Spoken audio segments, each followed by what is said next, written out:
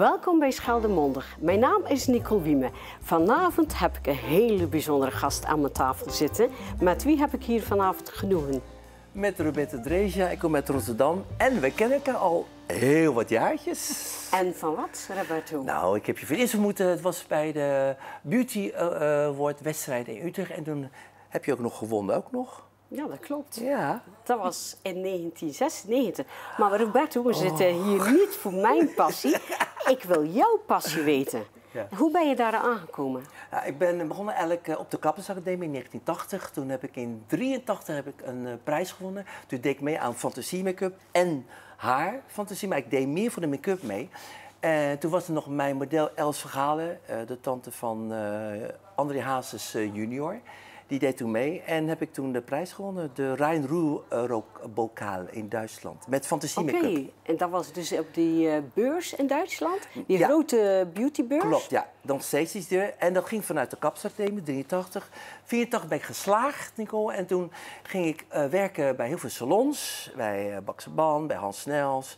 En zo kwam ik eigenlijk, door toeval kwam ik eigenlijk in de make-up terecht, omdat ik een eigen bureau ging starten, een modelbureau. En ik ging altijd mee met een model om de make-up te doen. Dus ik heb eigenlijk helemaal geen opleiding gehad. Wel op de Kappersacademie, met Alcina, gewoon die voor huidverzorgingen. Ja. Maar make-up dat ik eigenlijk gewoon autodidact. Ja, je hebt het echt in je vingers, vingerspitsen. Ook omdat je ook schildert. En de meeste visjes die schilderen. Ja, klopt. Dus daarom, ik zie een gezicht als een canvas. En gewoon schilderen. Dus dat is eigenlijk mijn begin. Je haalt dus eigenlijk de mooiste elementen van iemands gezicht eruit. Ja. En veel mensen die vinden dus filmpjes op TikTok of YouTube. Ja. Wat vind jij daar nou van? Nou, wij komen allebei natuurlijk uit de analoog. Hè? Ja. Maar wij moesten vroeger altijd anders werken. We moesten leren uit boeken, uit tijdschriften. Nu vind ik het ook tof, want ik volg ook nog steeds de vloggers. Ik vind het oké. Soms denk ik, maar de meeste vloggers vind ik wel goed. Die hebben wel hun technieken goed in orde. En dat vind ik wel oké. Dus hoe kom je dan aan die technieken? Ik heb het gewoon geleerd. Ik ben gewoon gaan schilderen. En natuurlijk, mijn moeder was vroeger consulent van Avon.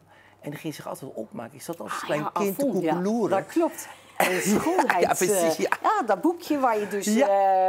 En mijn moeder ging zich altijd opmaken. En ik ging dat altijd nadoen op mijn eigen gezicht. Totdat ik elke dag natuurlijk een pak slaag kreeg. Want ik pikte natuurlijk haar make-up. Ik zat altijd mezelf als kluitje op te maken. En toen is het ontstaan.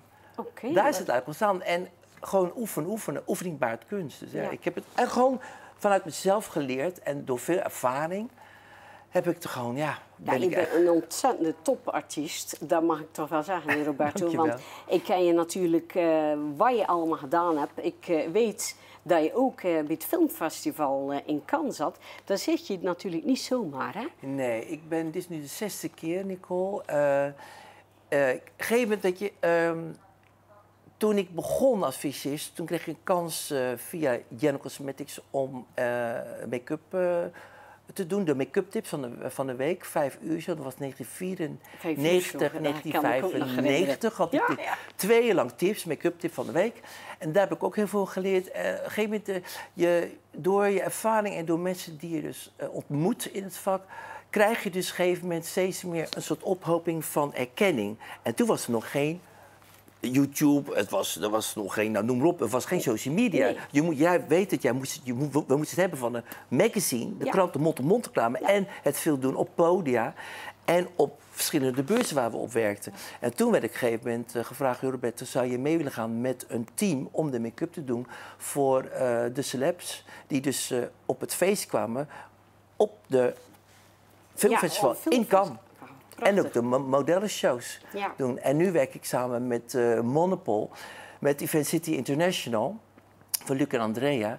Die hebben dus nu ook sinds kort een grote feest-event-organisatie, waar ik dus net terug ben van het Cannes Film Festival. Ik hou me aanbevolen. Ja, want ik moest soms alleen werken. Dan moeten soms 19 modellen werken. En ik was dit keer alleen. Andrea had wel een beetje geholpen, maar ik heb soms een hand nodig. Dus je weet me nooit, volgend jaar gaan we weer. Dus dan gaan we samen naar het filmfestival. We zijn allemaal een attractie op zich. Ja, inderdaad. Maar dat is wel heel fijn, want je leert natuurlijk ook heel veel bekende Nederlanders kennen. Ik weet hoe goed het is achter de coulissen werken. Ja. En inmiddels ook hoe we ervoor staan, hoe het voelt. Ja. Je komt ook wel eens dingen tegen dat je denkt van... dat voelt niet altijd zo lekker, denk ik. Of als iemand moet opmaken van...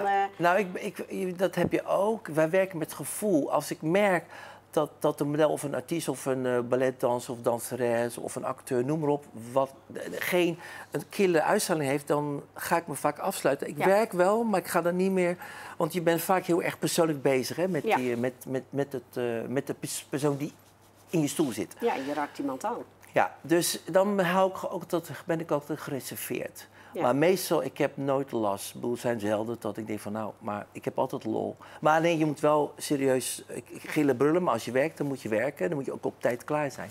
Dus dat is wel fijn. En de meeste artiesten, kijk, ik begon natuurlijk in de jaren 80, 90. Het was ook een hele andere tijd. Het was gezellig. Nu ook, het is hetzelfde, alleen nu is het meer... Er is iets meer stress gekomen. En er komen zoveel fysisten bij die ook make-up kunnen. Dus de meeste fysisten die heel lang in het vak zitten, die moeten soms dan ontgelden. Dat ze denken van, joh, ik heb waarschijnlijk een klus niet, omdat een goedkopere fysicist het overneemt, omdat die goedkoper zijn. Ja. En dat gebeurt wel eens. Ik zit op een level dat ik denk van, oké, ik heb nog gelukkig mijn klanten die me altijd terugvragen. Ja, dat is wel heel fijn. Je schrijft columns. Zijn die columns ook te lezen voor de consumenten?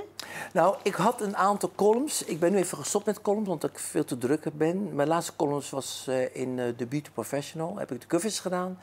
En een aantal columns. Maar ik heb het zo druk dat ik even dat in de ijskast heb gezet. Dus ik ben nu bezig meer met veel shows in het buitenland en ook hier binnenland. Dus we gaan straks weer 7 juli ga ik weer naar Frankrijk en dan ga ik terug. En dan ga ik weer naar Mallorca in augustus. Want het zijn allemaal opdrachten die ik dus ook moet doen. Het is wel heel erg leuk, hè? Ja. Want ik ben ook uit jouw naam in Zutphen geweest. Ja. En dat was heel bijzonder bij die modeontwerper. Hij kwam uit China en dat was wel een spektakel om te zien. Ja, ik dacht maar, dat moet je gewoon zien, want het is voor jou ook inspiratie. Ja, dat was echt inspiratie. Ja, want je bent nog steeds ook bezig in je vak. Dus dat inspiratie vind ik altijd heel erg belangrijk. En ik vind die ontwerper uit China, Xie Guangyu, is gewoon ook de manier waarop hij zijn kleding ontwerpt. Dus ik kijk wel naar de make-up, maar ik kijk ook naar kleuren van kleding. Dus voor mij is alles inspiratie. Want dit vind ik ook mooi. Oranje, oranje is ook leuk. Oranje lippenstift. Dus ik kijk eigenlijk naar alles. Dat is mijn inspiratie van hoe ik werk met make-up. Ja, nou, want vaak hoor je wel eens zeggen... dit is de modetrend. Deze kleur is jou het beste. Hoe sta jij daarin? Want in mijn kleurenpaletten, ik wijk daarvan af. Wat is jouw mening? Helemaal gelijk in. Ik ben altijd een eigenwijs fysicist geweest. Je hebt 80 miljoen kleuren. Ik kijk gewoon naar de persoon. Ja. Ik voel, ik denk dat doe ik bij haar of bij hem. Bij mannen ga je natuurlijk man-grooming doen, maar bij de vrouw is het meestal, ga ik gewoon kijken, hoe ik voel haar gewoon aan. Dat is kan je vertellen man-grooming? Want de kijkers zullen niet weten wat het is. Kan je daar iets over uitleggen? Man-grooming is mannen-make-up, dus dat doen we allemaal. Ik heb ontzettend veel mannen opgemaakt, waaronder Ronnie Tober, Barry Stevens. Man is meestal... Dries Roelvink zag ik. Ja, Dries Roelvink heb ik ook gemaakt. En dat is eigenlijk meer, je doet wel de gezicht goed schoonmaken, een beetje concealer, poeder, een klein beetje shape, wenkbrauwen en lipgloss. En that's it. En soms mascara. Dat is eigenlijk man-grooming. Dus het is eigenlijk heel natuurlijk opmaken. Ja, dat zie je toch steeds meer, hè? Want je ziet ook mannen met nagellak. En niet dat... dat is een trend. Dat is helemaal natuurlijk... vandaag 2024, alles mag en kan. Kijk naar zo'n festival. Ja. Het is allemaal... Het mag gewoon allemaal. Ja. En dat vind ik ook leuk. Dus het is één grote speeltuin geworden. Ja. Maar ik heb wel mijn grenzen natuurlijk. Ik heb ook heel veel drags opgemaakt. De working girls van vroeger, daar begon ik al mee. In de IT, tijden van de IT, toen Manfred Lange nog leefde. We hebben al die tijden meegemaakt. Jij ook of niet? Ja. Lekker dansen in die kooi. Jij ook in die kooi dansen al. Maar goed, en we gingen ook opgemaakt en wel met pruik en als naar de IT toe. Dus we hebben die tijd meegemaakt. Het was een andere tijd, hè, Nicole? Dat was heel anders. Wij gingen mode zelf maken. Wij deden het zelf. Nu kan je kijken. Soms ik ook. En ik moet inspiratie. Ga ik even kijken naar een clipje. En dan bijvoorbeeld haar. Oké, dan ga ik even kijken naar haarproduct. Oké, dat. Dan doe ik het op de show. Dus dat is allemaal gemakkelijk geworden voor ons. Ja, het is, ik zeg net, je hebt de keuken en dat is eigenlijk YouTube-kanaal of TikTok. Ja. Maar om even terug te komen, jij hebt ook een academie waar je dus mensen stuurt. Ja. En dat vind ik wel heel bijzonder. Ja, nee. En dan heb je 1-op-1 begeleiding en dat is heel wat anders. Ja, vroeger had ik... ik was vroeger natuurlijk zo in alle media en pers dat ik wel 20 meisjes per maand kon krijgen. Maar dat doe ik dus gewoon niet. Nee. Want het is wel lekker verdienen. Ja. Maar je hebt wel je vakmanschap wat je wel moet bewaken en bewaren. Dat is zo. En zeker control damage. Want ik heb wel een paar keer gemerkt dat meisjes alleen maar kwamen bij mij om mijn naam op het papiertje te krijgen. En dan gingen ze solliciteren. Want als je dan bij Roberto deze bent geweest, ja, dan kan je wel goed zijn. Maar wat deden ze dan? Gingen ze hun eigen dingetje weer doen. Dus ik werd 1 of 2 keer opgebeld door een fotograaf. Roberto, volgens mij is die visjes niet goed. Is ook zo. Ja, die komt van jouw academie. Hoe is ze dan nou? Die naam. Ik zei, wat raar. Bij mij heeft dus ik denk, nooit meer. Dat heb ik ook nooit meer gedaan de laatste 15, 20 jaar. Ik doe alleen 1-op-1. En alleen maar meisjes en jongens die echt willen. Ja. Er zijn meeste meisjes die schoonheidsspecialisten willen worden of die gaan een salon beginnen. Kappers die iets meer willen weten over make-up. Ja. Die geef ik les. Ja. En hoe lang is dat een workshop of is dat een jaaropleiding? 4 maanden? 4 maanden ben je klaar bij mij. Ja. Tuurlijk zijn er opleidingen die hebben 2, 3 jaar en dan denk ik, nou, lekker geld. Ja. Maar goed, ik weet precies hoe dat werkt. Bij mij, in 4 maanden leer je alleen maar technieken. Die technieken kan je toepassen bij alles. Want je kan een eyeliner maar 3 of 4 keer opzetten, toch? En klaar. Noem maar op. Dus, je weet zelf wat ik bedoel. Ik weet precies wat je bedoelt. 4 maanden, klaar. Dan heb je alle technieken geleerd. Het is wel 4 uur per week. Je moet keihard werken. Ik maak filmpjes, dat zet ik dan ook weer op mijn social media. Zodat ik kan zien hoe ze les krijgen. En dat is heel erg belangrijk. Dus ik drill ze wel, En ze gaan mee natuurlijk naar stage. Ja. Want ik heb ontzettend veel klussen. Wat niet veel make-up scholen hebben, zeg ik eerlijk. Ja. Die willen natuurlijk heel veel leerling binnen. Maar als je vraagt, heb je stage gelopen? Nee, nooit. Nou, en dat denk ik jammer. Maar dat geeft allemaal niet. Sommigen komen wel eens bij mij opleiding volgen. Denk, oké, wat heb je geleerd? Denk, oké, we gaan het anders doen. En in 4 maanden zijn ze helemaal omgeturnd naar mijn hand. Ook ze met hygiëne, noem maar op. Het is heel breed, maar in 4 maanden ben je klaar. Voor mij hoef je niet 3 jaar of 6 jaar te gaan leren. Nee, dat klopt. Een jaartje mag. Als je dus kwast, gereedschapmateriaal wil aanschaffen, waar let je dan op?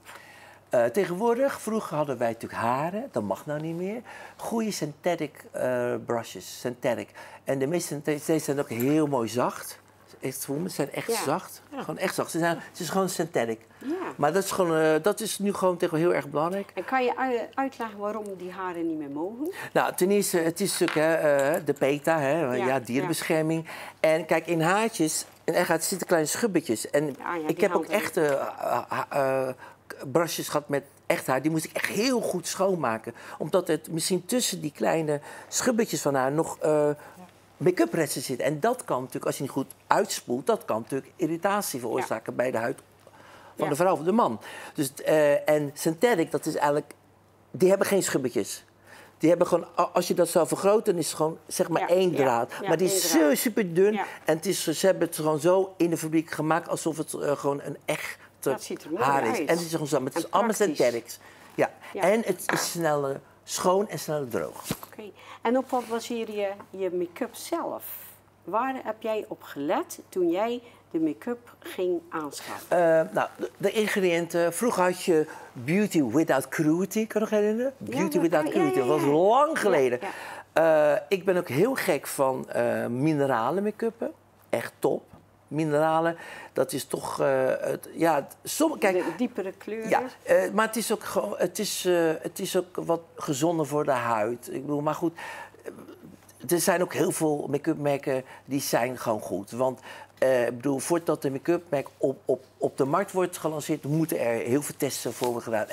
En de ingrediënten moeten allemaal kloppen. Hè? Al die lijsten van al die ingrediënten. Ja, dat is tegenwoordig anders, hè? Ja, ik zeg altijd, ik kijk naar make-up als het goed is. De filosofie achter een make-up merk, de ingrediënten en de kleuren en de rest. Ik kan eigenlijk met allerlei soorten make-up werken. Ik kan met retail make-up, maar ik kan ook met de niche werken. Ja. Het is gewoon net wat als je je technieken beheerst. Als je techniek beheerst, kan je met alles werken. Dat is hetzelfde als een goede timmerman met een hamer kan slaan. En een goede schoonheidsspecialist. Die dus kan wel alles werken. met de juiste apparatuur, maar ook de juiste producten werkt, zodat je huid weer wordt gehydrateerd, schoongemaakt, beschermd. Noem maar op. Ja, vandaar dat wij er nog zo goed uitzien, hè? Ja. Nou ja. En geen stress, hè? Nee. En, dat is heel veel, geen stress. En dus ik vind altijd, make-up, huid schoonmaken is de basis van deze voor je make-up.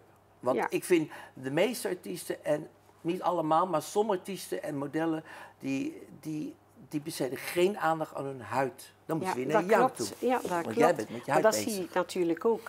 Dat mensen, ik denk van je kan daar een laag op leggen. Maar als je lacht, breekt alles. Ja. Hè? Nou ja, weet je, het is zo, kijk, als je je huid gewoon goed prepareert voordat je gaat opmaken, dan komt de make-up ook mooi op je huid. Ja. En het blijft ook mooi hechten op de huid. Want make-up gaat na een tijdje ook inzinken in de huid. En dan gaat het zijn ding doen en dan gaat het mooi zetten. Ja, want Hendrine is heel mooi opgemaakt. Ja. En in een no time. In een no time. Maar dat leer je wel, ja, hoor. dat leer je. Zeker maar dat je... Ik heb teams, hoor. Maar dat leer je wel. Dat heb je natuurlijk ook. Jij hebt er ook heel veel opgemaakt. Dan moest je ook misschien 6 of 8 modellen doen in je eentje. En je deed het gewoon. Maar het is gewoon de ervaring. Je weet, kijk, als je technieken weet. Je weet, oké, daar, dat, dan kan je heel snel werken. Ik heb altijd maar een aantal producten en een aantal kwasten. Ik weet dat, pak ik, weer terugleggen. Ja, en en hetzelfde systeem. Ja, ik weet precies waar je blindelings kan pakken. Ja, maar zo leer ik ook eigenlijk mijn studenten. En ook zeker studenten die van andere opleidingen komen. Die gaan echt denken, oh, wat nu? En die worden dan helemaal, die komen in de war. Dat zie ik gewoon. En dat je luistert, laat alles varen. Je leert nu... op, zeg maar, in hokjes werken. Die krijgen echt een error. Ja, een error. Ja, een error. Nou, ik heb nog... Heb jij een tip om een goede visagist te worden? Want dan krijg je, ik wil graag mijn beroep visagist worden. Wij weten allebei, zolang we in het vak zitten... dan moet je heel hard aan die mart timmeren. Ja. Daar moet je heel veel voor doen. Wat geef jij de kijkers mee als tip?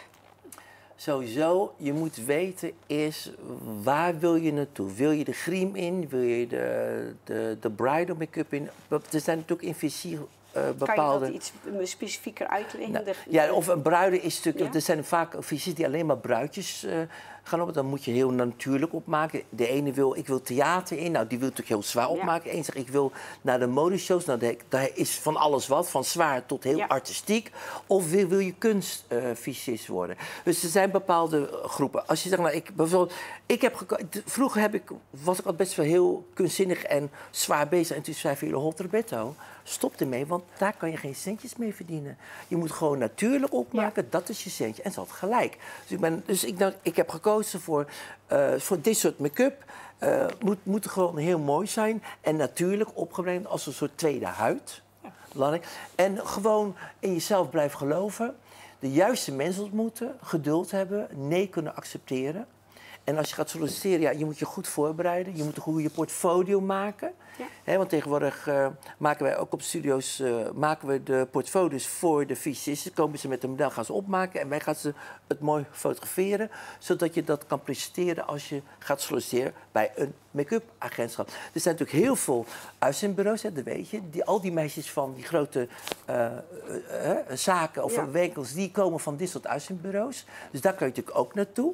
Maar het is belangrijk, je moet eerst je technieken weten en snappen en beheersen.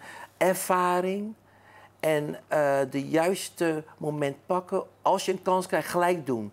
En ik heb 1 jaar lang voor NOP gewerkt, ik heb alles gedaan voor NOP. Trainen, nog eens trainen. Door het veel doen, dat is net met de schoonheidsspecialist. Als je al zoveel jaar zoveel huiden...